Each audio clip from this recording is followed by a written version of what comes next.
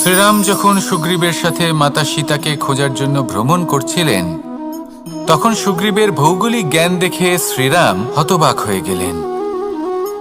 তখন সুগ্রীব বললেন যে যখন বালির হাত থেকে উনি পালাচ্ছিলেন, নিজের প্রাণ বাঁচিয়ে পালাচ্ছিলেন, উনি তখন অনেক জায়গায় গেছিলেন, কিন্তু কোথাও যেন উনি যোগ্য আশ্রয় খুঁজে পাচ্ছিলেন না। বালি সুগ্রীবের প্রাণ হরণ করতে চাইছিল, ওকে শেষ করে দিতে চাইছিল, আর সুগ্রীব শুধু নিজের প্রাণ বাঁচিয়ে পালাতে চাইছিল। এক স্থান থেকে অন্য স্থানে, সেই স্থান থেকে আবার আরেক স্থানে। এই বিপদের সম্মুখীন হতে গিয়ে সুগ্রীবের ভৌগোলিক জ্ঞান বৃদ্ধি পেল। এর অর্থ বুঝলেন আপনি? যে জীবনে যখন সমস্যা আসে, জটিলতা আসে, সেটা দেখে আমরা ত্রস্ত হয়ে পড়ি, দুঃখী হয়ে পড়ি যে এমনটা আমার সাথে কেনই বা হচ্ছে। কিন্তু দুঃখী হওয়ার কোনো প্রয়োজন নেই, কারণ এই সমস্যা আমাদের কিছু শিক্ষা দেওয়ার জন্যই আসে। সেই শিক্ষা লাভ করা খুবই প্রয়োজনীয়। সেই শিক্ষার দিকে নিজের মনোনিবেশ করুন, সেই শিক্ষা আত্মস্থ করুন, জীবনে অগ্রসর হন, আর আমার সাথে ভালোবেসে বলুন, রাধা রাধা।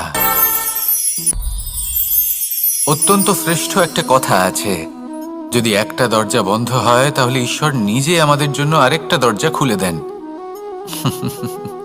কিন্তু কিছু মানুষ আছেন যারা এটা ভাবেন যে আমার সাথে তো এরকম হলোই না, আমাদের জন্য তো কোনো নতুন দরজা খুলল না, কোনো নতুন পথ আমরা খুঁজে পেলাম না।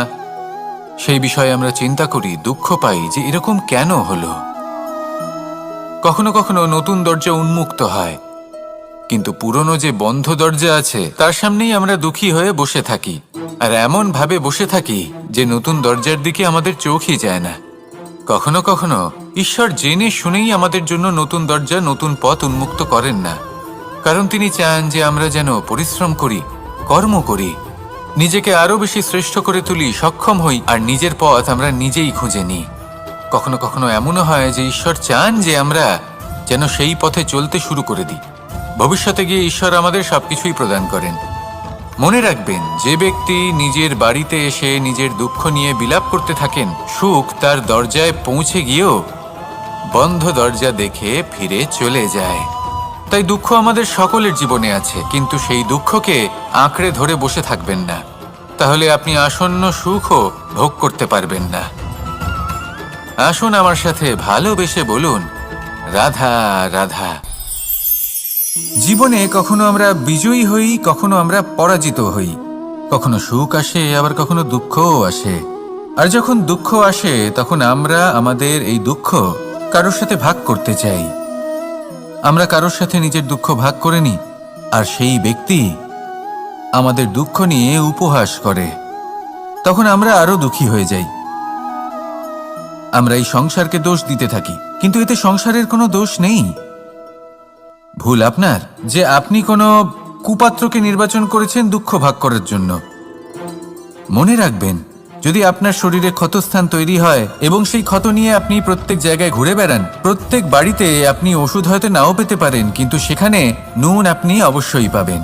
সেই জন্য যখনই দুঃখ পাবেন, শুধু সেই ব্যক্তিদের কথা মনে করুন যারা আপনার দুঃখ, আপনার যন্ত্রণাকে বুঝতে পারবে,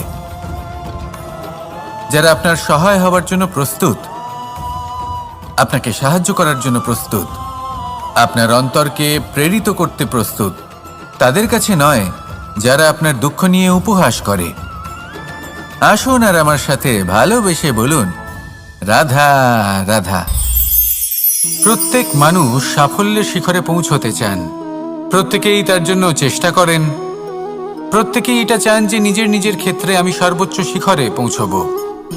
এবার সবসময় আমাদের প্রতিভা পূর্ণরূপে আমাদের সহায়ক হতে পারে না। কখনো কখনো আমরা সেই কাজ একা করতে পারি না, কখনো কখনো আমাদের সাহায্যের প্রয়োজন পড়ে। আর ঠিক এমন সময় বেশিরভাগ মানুষ ভুল করে ফেলেন।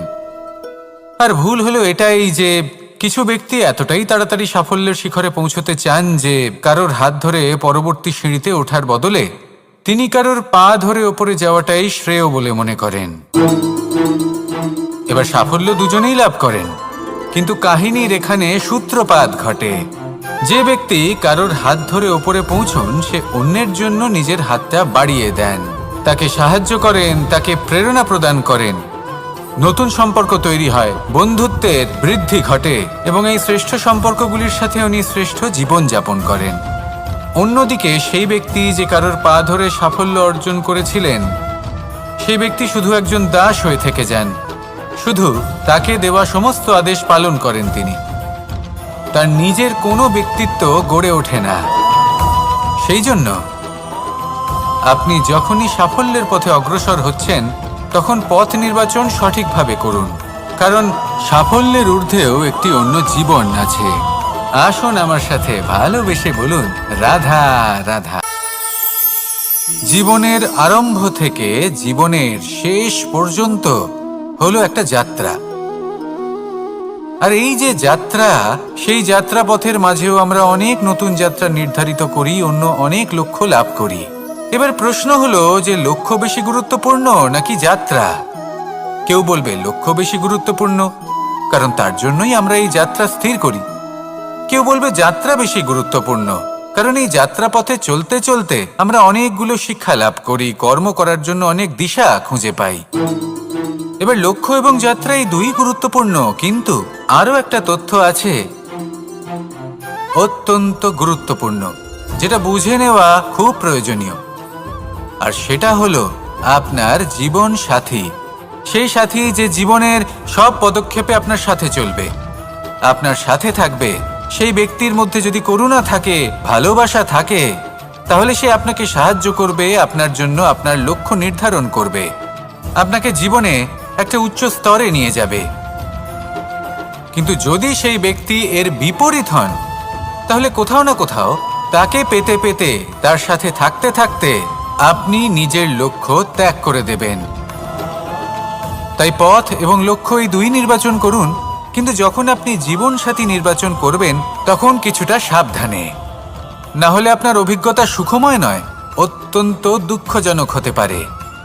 আসুন আমার সাথে ভালোবেসে বলুন, রাধা রাধা। সকলের মন আনন্দে ভরিয়ে তোলে কোকিলের মধুর স্বর। কিন্তু এই মধুর স্বর আমরা বর্ষাকালে শুনতে পাই না কেন? তার কারণ কিন্তু এটা নয় যে বর্ষাকালে কোকিল অসুস্থ থাকে, তা নয়। কোকিল সিদ্ধান্ত নেয় নীরব থাকার। কিন্তু এই সিদ্ধান্ত কেন নেয়? তার কারণ হলো ব্যাঙ। বর্ষার ঋতুতে অনেক ছোট ছোট স্থানে জল জমে, আর সেই কারণে অনেক ব্যাঙের জন্ম হয়। এবার ওই ব্যাঙগুলোর ধ্বনি এতটাই প্রবল হয় যে তাদের মাঝে এই কোকিল যতই মধুর সুরে ডাকুক না কেন, তার স্বর আমাদের কানে পৌঁছবে না। সেই জন্য ও সিদ্ধান্ত নেয় চুপ থাকার। আর এটাই হলো আমাদের জীবনে শিক্ষণীয় বিষয়। আপনি যদি এমন কোথাও থাকেন যেখানে আপনার আশেপাশে মূর্খ মানুষ আছেন, তাহলে সেখানে চুপ করে থাকাই হলো সবথেকে শ্রেষ্ঠ সিদ্ধান্ত। কারণ ওই মূর্খদের চিৎকারের সামনে কেউ আপনার জ্ঞানের কথা বুঝতেই পারবে না। সেই জন্য সেখানে চুপ করে থাকুন। পরবর্তীতে গিয়ে যেমন এই ব্যাঙের ডাক, এটা শান্ত হবে আর তারপর থেমে যাবে, ঠিক তেমন মূর্খদের সময় একটা নির্দিষ্ট কালের পর গত হয়, আর তারপরে আসে বিবেকবানদের সময়, আপনার সময়। শুধু ধৈর্য ধরুন। আসুন আর আমার সাথে ভালোবেসে বলুন, রাধা রাধা। মস্তিষ্কের মেধা প্রত্যেক মানুষের কাছেই আছে। এর বর্গীকরণ করা সম্ভব তিনটি স্তরে: নিম্ন, মধ্য এবং উচ্চ। এবার সেই ব্যক্তি যার মস্তিষ্ক মেধা নিম্ন স্তরের, তিনি কোন বিষয়ে কথা বলেন, কোন বিষয়ে আলোচনা করেন, কি কি সেই বিষয় যা নিয়ে এনারা ভাবেন? লেনদেন, লাভ ক্ষতি, সম্পর্ক ভাঙা গড়া, জীবনের এই ছোট ছোট বিষয়গুলি। এর ঊর্ধ্বে এনাদের কথা এবং ভাবনা যায়ই না। এবার যে ব্যক্তি এমন হন যার মস্তিষ্ক মেধা মধ্যস্তরের, সেই ব্যক্তি কি করেন, কোন বিষয়ে কথা বলেন? জীবনের ঘটনাগুলির বিষয়ে কথা বলেন। কি হয়েছিল, কিভাবে হয়েছিল, কিভাবে সেটা আরো বেশি শ্রেষ্ঠ করে তোলা সম্ভব। আর সেই ব্যক্তি যাদের মস্তিষ্ক মেধা উচ্চ স্তরে থাকে, তারা কি নিয়ে ভাবেন, তারা কি নিয়ে আলোচনা করতে থাকেন? তিনি ভাবেন যে কিভাবে নিজের চিন্তা ভাবনা আরো বেশি শ্রেষ্ঠ করে তোলা সম্ভব। তিনি ভাবেন যে কিভাবে আমরা নিজেদের অপগুণগুলিকে দূর করে দিতে পারি, কারণ সেটা করতে পারলে জীবন আপনা থেকেই শ্রেষ্ঠ হয়ে উঠবে। মস্তিষ্ক মেধা আমাদের সবার কাছে আছে। এবার আমাদের এটা বেছে নিতে হবে যে কোন স্তরটা আমরা আপন করতে চাই। যদি আজকের এই মুহূর্তে আপনি নিম্ন স্তরেও থাকেন, তাহলে তা মেনে নিন, চিন্তার কোনো বিষয় নেই। এখনো চাইলে আপনি উচ্চ স্তরে পৌঁছতেই পারেন। সেটাই বেছে নিন, জীবন শ্রেষ্ঠ করে তুলুন, আর আমার সাথে ভালোবেসে বলুন, রাধা রাধা। এই সংসারের প্রত্যেক মানুষ কোনো না কোনো স্থানে অবশ্যই যান। অনেক অনেক স্থানে তাদের যেতে হয়। এবার এমন কিছু মানুষ আছেন যারা সেই স্থানে হয়তো কখনোই যাননি। উদাহরণ হিসেবে বলবো, কিছু মানুষ আছেন যারা মন্দিরে যান, চিকিৎসালয়ে যান, কিছু মানুষ কারোর কারোর বিবাহ উৎসবে যান। আবার কিছু মানুষ আছেন যারা নাস্তিক হন এবং কখনোই মন্দিরে যান না। কিছু মানুষ অসুস্থ হন না, তাই চিকিৎসালয়ে যেতে হয় না। এমনও কিছু মানুষ থাকেন যারা সামাজিক উৎসব থেকে দূরে থাকাটাই পছন্দ করেন। যে কোনো মানুষ হোক, যা কিছুই তার চয়ন হোক না কেন, প্রত্যেক মানুষকে একটি স্থানে অবশ্যই যেতে হয়। এমন একটি স্থান আছে, সেই স্থানের নাম হলো মৃত্যুদ্বার। এবার এটা আবশ্যক নয় যে ঠিক মৃত্যুর পরেই আপনি মৃত্যুদ্বারে পৌঁছে যাবেন। এমন অনেক মানুষ আছেন যারা মৃত্যুর পূর্বেই মৃত্যুদ্বারে পৌঁছে ফিরে এসেছেন, আর তারা অনুভব করেছেন যে এই সংসারের সময় চক্রের সম্মুখে তাদের অস্তিত্ব কতটা ক্ষীণ।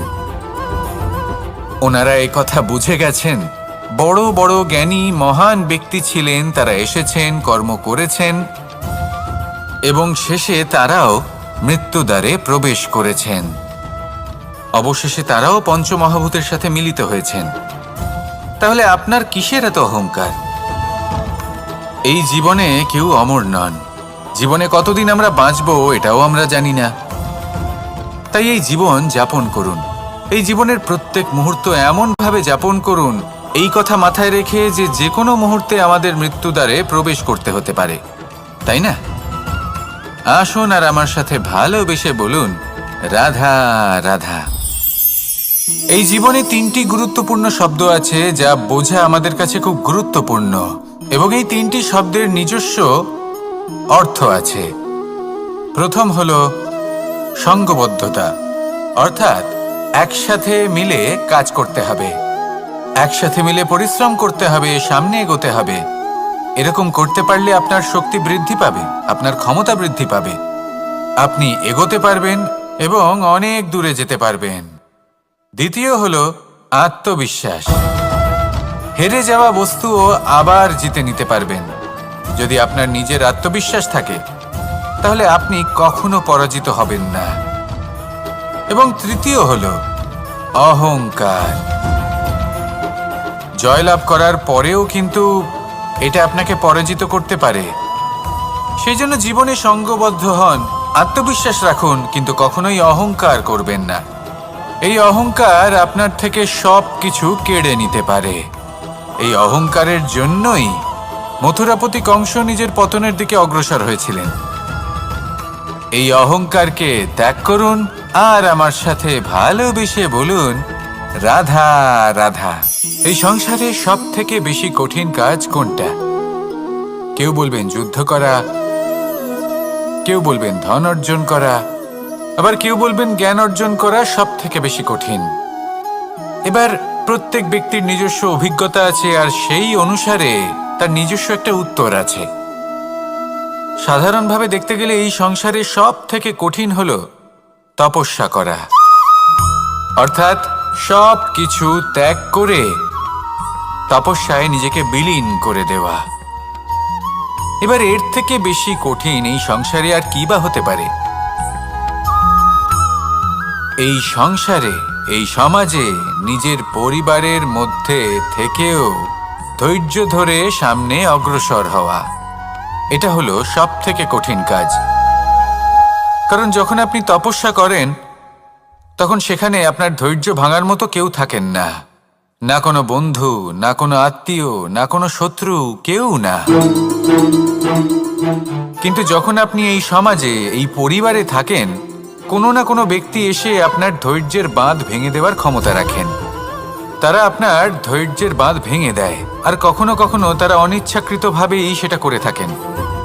কারণ তাদের মানসিকতা আপনার থেকে আলাদা, তাদের কর্ম আপনার থেকে আলাদা, তাদের দৃষ্টিভঙ্গি আপনার থেকে আলাদা, জীবন যাপন আপনার থেকে আলাদা।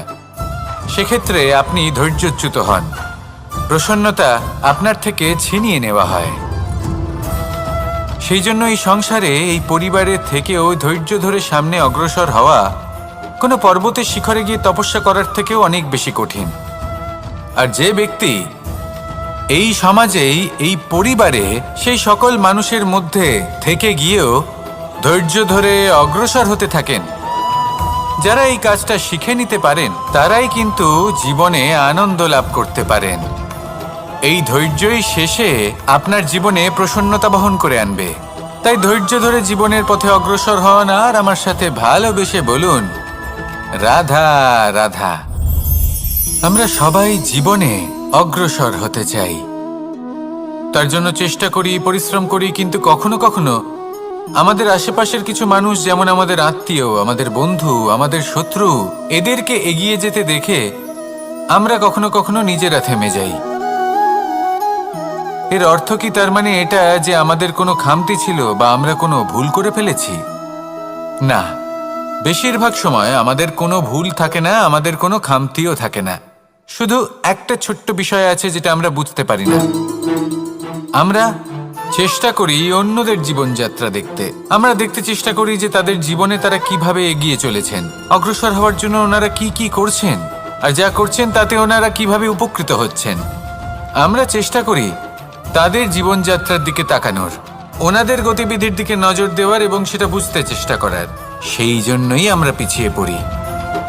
জীবনে যদি আপনি এগোতে চান তাহলে আপনাকে নিজের নজর সামনের দিকে রাখতে হবে, পদক্ষেপও সেই অনুযায়ী নিয়ে সামনে এগোতে হবে। নিজের গতিবিধি লক্ষ্য করুন, নিজের পরিকল্পনা বিচার করুন, নিজের চেষ্টা, নিজের অভিজ্ঞতার দিকে নজর দিন, আর সেই মতো অগ্রসর হন। এমন কোনো সাফল্য নেই যে আপনি লাভ করতে পারবেন না।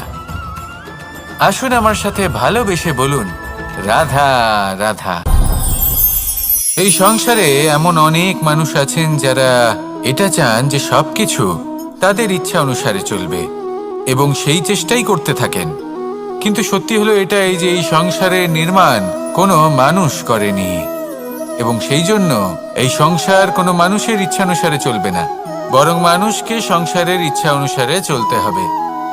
যদি আপনার জীবনে এমন কোনো পরিস্থিতি আসে যাতে আপনি হয়তো দুঃখ পেলেন, কষ্ট পেলেন এবং সেটা বদলাতে চান, তাহলে তা বদলানোর চেষ্টা করুন।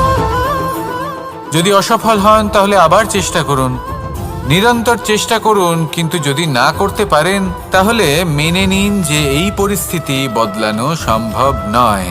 সেই পরিস্থিতিকে বদলানোর চেষ্টাকে ত্যাগ করে দিন। যদি চান তাহলে সেই পরিস্থিতি থেকে দূরে চলে যেতে পারেন, কিন্তু নিজেকে প্রসন্ন রাখুন। আপনার এই শরীর, এই মন, এই জীবন আপনি লাভ করেছেন, তাই আপনার কর্তব্য হলো নিজের যত্ন নেওয়া, নিজেকে প্রসন্ন রাখা। আপনি যদি নিজেকে প্রসন্ন রাখেন তাহলেই এই সংসারকে আপনি প্রসন্ন রাখতে চেষ্টা করতে পারবেন। তাহলে প্রসন্ন থাকুন আর মনে এই প্রসন্নতা নিয়ে বলুন, রাধা রাধা। এই হাঁড়িটাকে দেখুন, এই হাঁড়িটা মাটি দ্বারা নির্মিত, আর এই বস্তুটি আমার খুবই প্রিয়। ছোটবেলায় মা এই হাঁড়িতেই মাখন বানিয়ে রাখতেন, কিন্তু যেই আমি সুযোগ পেতাম আমি সেই হাঁড়ি ভেঙে সমস্ত মাখন খেয়ে ফেলতাম। কিন্তু আমার মনে হয় একটা বিশেষ ব্যাপার আছে, যখনই এটার মধ্যে মাখন রাখা হতো তখন মাখন ঠান্ডা হয়ে যেত। আর আমি ভাবতাম এটা কিভাবে সম্ভব হতে পারে, যেখানে এটা নিজেই নির্মিত হয়েছে আগুনে তপ্ত হয়ে। এটা নির্মিত হয়েছে এইভাবেই, কিন্তু এর ভেতরে সবই শীতল থাকে, এটা কিভাবে সম্ভব? এটা এই কারণে সম্ভব কারণ এই হাঁড়ি এমন কিছু জানে যেটা জানা আমাদের জন্য খুব প্রয়োজনীয়। যার জন্ম হয়েছে মাটি থেকে, যার ভবিষ্যৎ হলো মাটি, আর ভেঙে যাওয়ার পরে যাকে সেই মাটিতেই মিশে যেতে হবে, তার নিজের অন্তরে অহংবোধের উত্তাপ ধরে রেখে কি লাভ? এটাই হলো জীবনের একটি সার কথা, যেটা আমাদের সকলকে বুঝতেই হবে, শিখতে হবে, যাপন করতে হবে।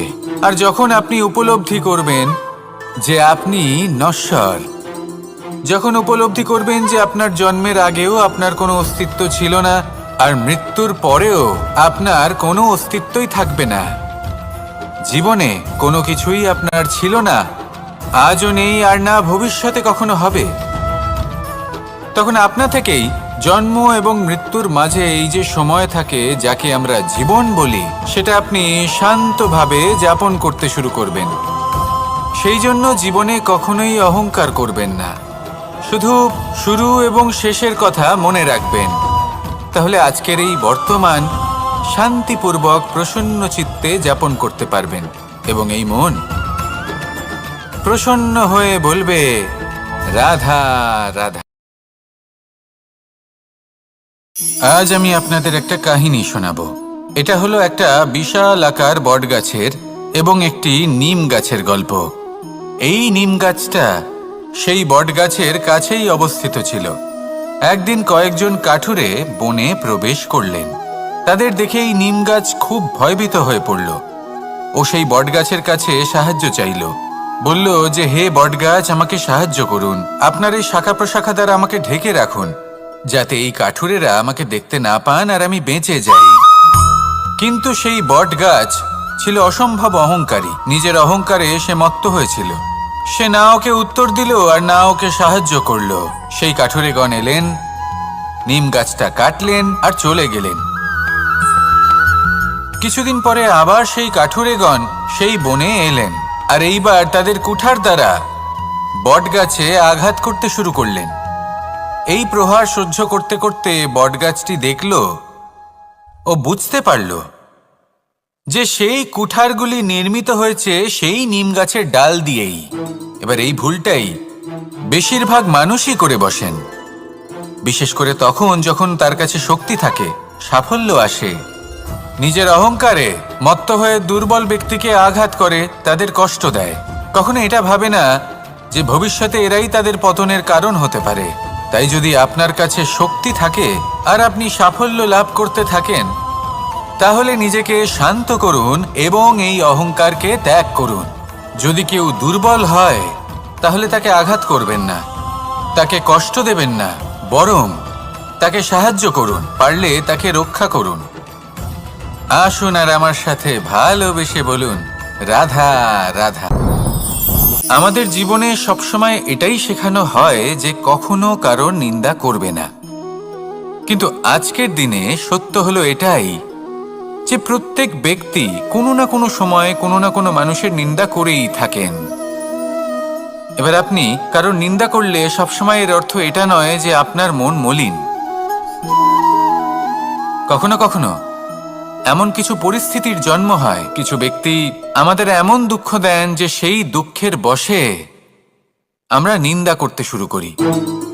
এবার নিন্দার বিষয়ে এমন এক সত্য আছে যেটা জানা প্রয়োজনীয়, যেটা আমি আপনাকে একটা উদাহরণ দিয়ে বোঝাবো। আপনি কখনো একটা চিত্র অঙ্কন করতে চেষ্টা করবেন, যতক্ষণ না সেই রং আমাদের হাতে লেগে যাচ্ছে ততক্ষণ আমাদের সেই চিত্র পূর্ণই হয় না। এবার এটাই হয় নিন্দার ক্ষেত্রেও। কেউ আপনাকে যতই দুঃখ দিক না কেন, যদি আপনি কারোর নিন্দা করেন তাহলে কোথাও না কোথাও সেই নেতিবাচক শক্তি অবশ্যই আপনার মধ্যে প্রবেশ করবে। তাহলে সেক্ষেত্রে কি করা যায়? কিভাবে অন্যের নিন্দা করা থেকে নিজেকে বিরত রাখা সম্ভব? একটাই পথ আছে, একটাই বিকল্প আছে, নিজের বিকাশ। নিজের বিকাশের পথে অগ্রসর হতে থাকুন। নিজের কাজে এতটাই নিমজ্জিত হয়ে যান যে কারো নিন্দা করার মতো কোনো সময় যেন আপনার হাতে না থাকে। তাতে আপনার মনও মলিন হবে না, আর জীবনে অনেক দরজা আপনার জন্য খুলে যাবে। আসুন আমার সাথে ভালোবেসে বলুন, রাধা রাধা। শ্রীরাম যখন সুগ্রীবের সাথে মাতা সীতাকে খোঁজার জন্য ভ্রমণ করছিলেন, তখন সুগ্রীবের ভৌগোলিক জ্ঞান দেখে শ্রীরাম হতবাক হয়ে গেলেন। তখন সুগ্রীব বললেন যে যখন বালির হাত থেকে উনি পালাচ্ছিলেন, নিজের প্রাণ বাঁচিয়ে পালাচ্ছিলেন, উনি তখন অনেক জায়গায় গেছিলেন, কিন্তু কোথাও যেন উনি যোগ্য আশ্রয় খুঁজে পাচ্ছিলেন না। বালি সুগ্রীবের প্রাণ হরণ করতে চাইছিল, ওকে শেষ করে দিতে চাইছিল, আর সুগ্রীব শুধু নিজের প্রাণ বাঁচিয়ে পালাতে চাইছিল। এক স্থান থেকে অন্য স্থানে, সেই স্থান থেকে আবার আরেক স্থানে। এই বিপদের সম্মুখীন হতে গিয়ে সুগ্রীবের ভৌগোলিক জ্ঞান বৃদ্ধি পেল। এর অর্থ বুঝলেন আপনি? যে জীবনে যখন সমস্যা আসে, জটিলতা আসে, সেটা দেখে আমরা ত্রস্ত হয়ে পড়ি, দুঃখী হয়ে পড়ি যে এমনটা আমার সাথে কেনই বা হচ্ছে। কিন্তু দুঃখী হওয়ার কোনো প্রয়োজন নেই, কারণ এই সমস্যা আমাদের কিছু শিক্ষা দেওয়ার জন্যই আসে। সেই শিক্ষা লাভ করা খুবই প্রয়োজনীয়। সেই শিক্ষার দিকে নিজের মনোনিবেশ করুন, সেই শিক্ষা আত্মস্থ করুন, জীবনে অগ্রসর হন, আর আমার সাথে ভালোবেসে বলুন রাধা রাধা। অত্যন্ত শ্রেষ্ঠ একটা কথা আছে, যদি একটা দরজা বন্ধ হয় তাহলে ঈশ্বর নিজে আমাদের জন্য আরেকটা দরজা খুলে দেন। কিন্তু কিছু মানুষ আছেন যারা এটা ভাবেন যে আমার সাথে তো এরকম হলোই না, আমাদের জন্য তো কোনো নতুন দরজা খুলল না, কোনো নতুন পথ আমরা খুঁজে পেলাম না। সেই বিষয়ে আমরা চিন্তা করি, দুঃখ পাই যে এরকম কেন হলো। কখনো কখনো নতুন দরজা উন্মুক্ত হয়, কিন্তু পুরনো যে বন্ধ দরজা আছে তার সামনেই আমরা দুঃখী হয়ে বসে থাকি, আর এমন ভাবে বসে থাকি যে নতুন দরজার দিকে আমাদের চোখই যায় না। কখনো কখনো ঈশ্বর জেনে শুনেই আমাদের জন্য নতুন দরজা, নতুন পথ উন্মুক্ত করেন না, কারণ তিনি চান যে আমরা যেন পরিশ্রম করি, কর্ম করি, নিজেকে আরো বেশি শ্রেষ্ঠ করে তুলি, সক্ষম হই, আর নিজের পথ আমরা নিজেই খুঁজে নিই। কখনো কখনো এমনও হয় যে ঈশ্বর চান যে আমরা যেন সেই পথে চলতে শুরু করে দিই। ভবিষ্যতে গিয়ে ঈশ্বর আমাদের সবকিছুই প্রদান করেন। মনে রাখবেন, যে ব্যক্তি নিজের বাড়িতে এসে নিজের দুঃখ নিয়ে বিলাপ করতে থাকেন, সুখ তার দরজায় পৌঁছে গিয়েও বন্ধ দরজা দেখে ফিরে চলে যায়। তাই দুঃখ আমাদের সকলের জীবনে আছে, কিন্তু সেই দুঃখকে আঁকড়ে ধরে বসে থাকবেন না, তাহলে আপনি আসন্ন সুখও ভোগ করতে পারবেন না। আসুন আমার সাথে ভালোবেসে বলুন রাধা রাধা। জীবনে কখনো আমরা বিজয়ী হই, কখনো আমরা পরাজিত হই, কখনো সুখ আসে, আবার কখনো দুঃখও আসে। আর যখন দুঃখ আসে তখন আমরা আমাদের এই দুঃখ কারোর সাথে ভাগ করতে চাই। আমরা কারোর সাথে নিজের দুঃখ ভাগ করে নিই, আর সেই ব্যক্তি আমাদের দুঃখ নিয়ে উপহাস করে। তখন আমরা আরো দুঃখী হয়ে যাই। আমরা এই সংসারকে দোষ দিতে থাকি, কিন্তু এতে সংসারের কোনো দোষ নেই। ভুল আপনার যে আপনি কোনো কুপাত্রকে নির্বাচন করেছেন দুঃখ ভাগ করার জন্য। মনে রাখবেন, যদি আপনার শরীরে ক্ষতস্থান তৈরি হয় এবং সেই ক্ষত নিয়ে আপনি প্রত্যেক জায়গায় ঘুরে বেড়ান, প্রত্যেক বাড়িতে আপনি ওষুধ হয়তো নাও পেতে পারেন, কিন্তু সেখানে নুন আপনি অবশ্যই পাবেন।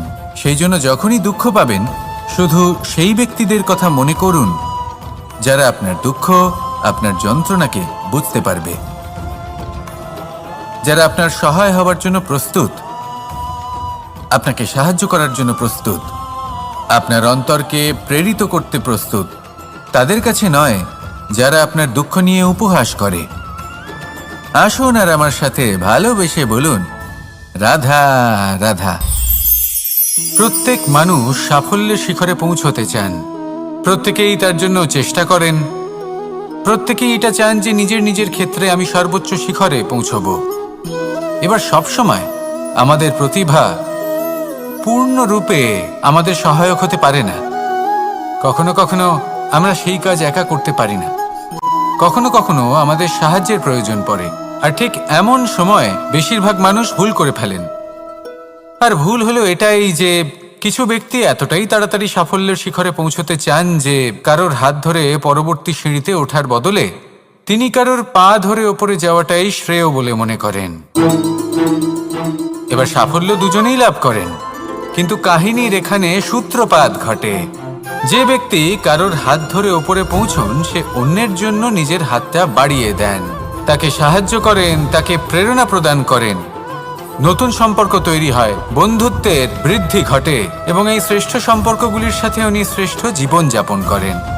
অন্যদিকে সেই ব্যক্তি যে কারোর পা ধরে সাফল্য অর্জন করেছিলেন, সেই ব্যক্তি শুধু একজন দাস হয়ে থেকে যান। শুধু তাকে দেওয়া সমস্ত আদেশ পালন করেন তিনি। তার নিজের কোনো ব্যক্তিত্ব গড়ে ওঠে না।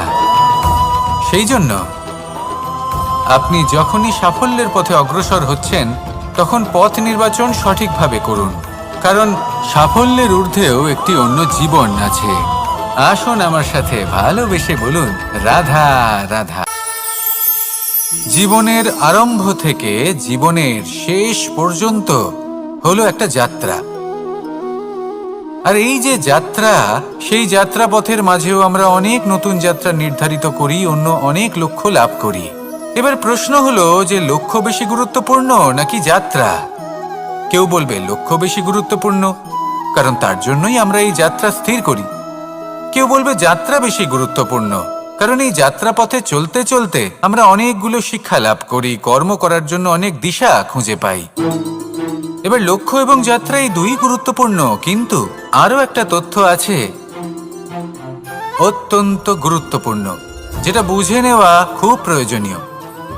আর সেটা হলো আপনার জীবন সাথী। সেই সাথী যে জীবনের সব পদক্ষেপে আপনার সাথে চলবে, আপনার সাথে থাকবে। সেই ব্যক্তির মধ্যে যদি করুণা থাকে, ভালোবাসা থাকে, তাহলে সে আপনাকে সাহায্য করবে, আপনার জন্য আপনার লক্ষ্য নির্ধারণ করবে, আপনাকে জীবনে একটা উচ্চ স্তরে নিয়ে যাবে।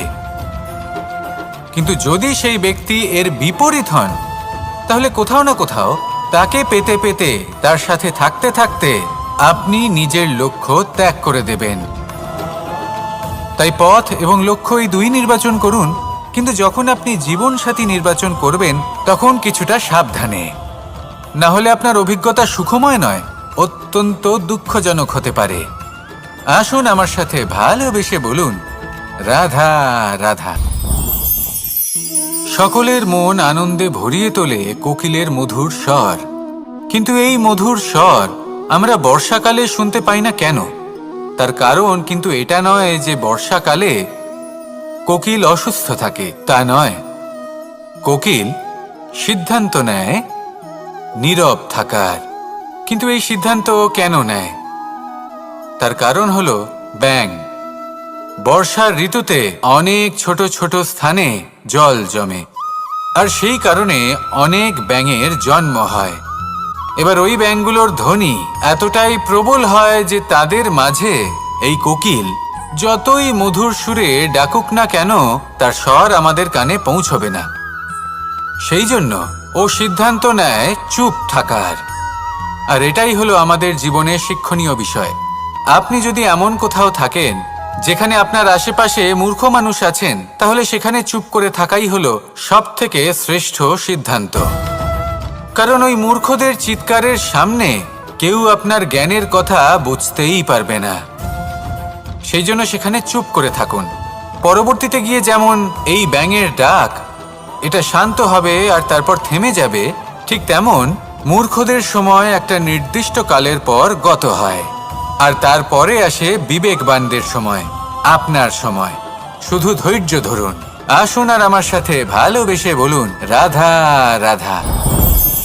মস্তিষ্কের মেধা প্রত্যেক মানুষের কাছেই আছে।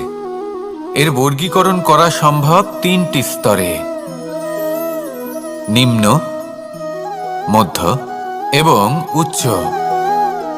এবার সেই ব্যক্তি যার মস্তিষ্ক মেধা নিম্ন স্তরের, তিনি কোন বিষয়ে কথা বলেন, কোন বিষয়ে আলোচনা করেন, কি কি সেই বিষয় যা নিয়ে এনারা ভাবেন? লেনদেন, লাভ ক্ষতি, সম্পর্ক ভাঙা গড়া, জীবনের এই ছোট ছোট বিষয়গুলি। এর ঊর্ধ্বে এনাদের কথা এবং ভাবনা যায়ই না। এবার যে ব্যক্তি এমন হন যার মস্তিষ্ক মেধা মধ্যস্তরের, সেই ব্যক্তি কি করেন, কোন বিষয়ে কথা বলেন?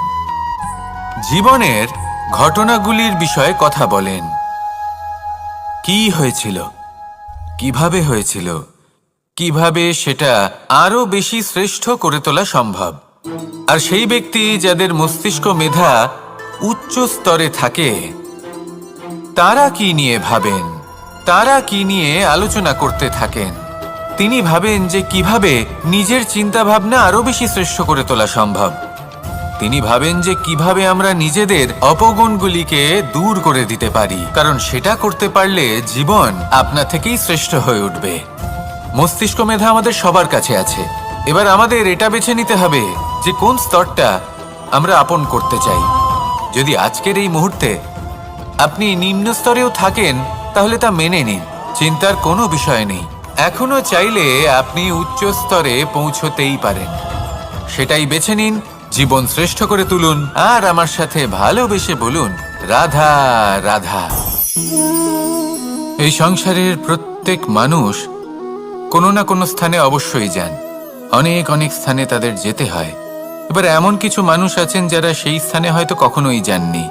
উদাহরণ হিসেবে বলবো, কিছু মানুষ আছেন যারা মন্দিরে যান, চিকিৎসালয়ে যান, কিছু মানুষ কারোর কারোর বিবাহ উৎসবে যান। আবার কিছু মানুষ আছেন যারা নাস্তিক হন এবং কখনোই মন্দিরে যান না। কিছু মানুষ অসুস্থ হন না, তাই চিকিৎসালয়ে যেতে হয় না।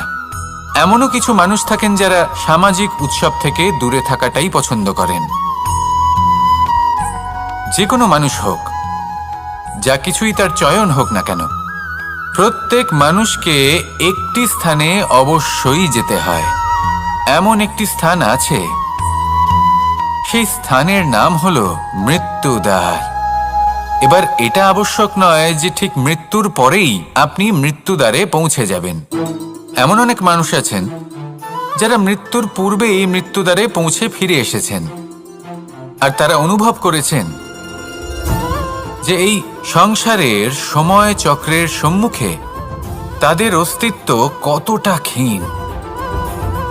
ওনারা এই কথা বুঝে গেছেন।